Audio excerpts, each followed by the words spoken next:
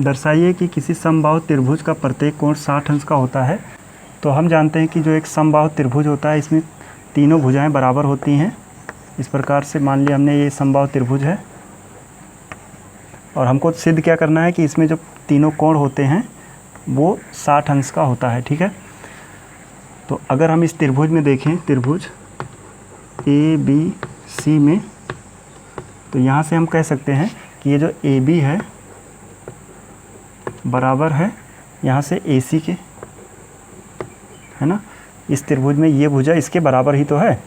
तो जब ये दोनों भुजाएं बराबर हैं तो हमें पता है एक समद्विबाहु त्रिभुज में ऐसा होता है कि जब दोनों भुजाएं बराबर हैं तो उसके सम्मुख जो कोण होते हैं, जैसे इस वाले भुजा के सम्मुख कोण C है और इस वाले भुजा के सम्मुख कोण B है, तो ये दोनों बराबर हो जाएंगे। यहाँ से हम कह सकते हैं कोण B बराबर है कोण C के। इसको समीकरण 1 मान लेते हैं, ठीक ना। और ये कैसे लिखा गया इसको हम यहाँ लिख देते हैं।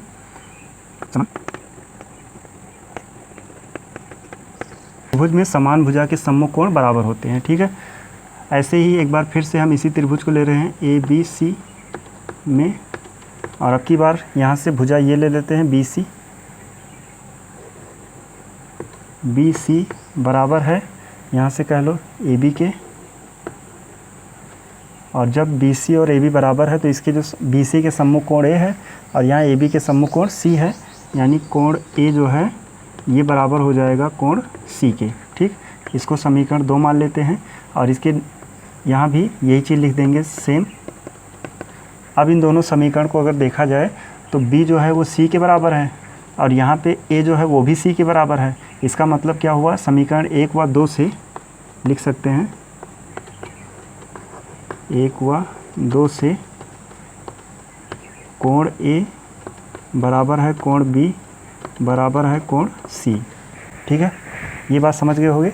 अब जैसा कि हम लोग जानते हैं कि एक जो त्रिभुज होता है उसके तीनों अंतःकोणों का योग 180 होता है, यानी हम कहेंगे कोण A प्लस कोण B प्लस कोण C ये बराबर होता है 180 के। और इसमें A B C तीनों कैसे हैं, आपस में बराबर हैं। तो हम चाहें तो इस A को A ही रहने दें और B की जगह भी A रख सकते हैं और प्लस का C की जगह भी A रख सकते हैं, बराबर है 180। अब A यहाँ 3 बार है तो इसको जोड़ा जाए तो 3A मिलेगा, यानी 3 कोण A बराबर 180। और यहाँ से 3 गुणा में है, नीचे चला जाएगा भाग में, तो कोण A बराबर आ जाएगा 180 बटा में 3, और 3 से इसको भाग देंगे तो आ जाएगा 60। यानी हम कह रहे हैं कि कोण A बराबर कितना है, 60 अंश।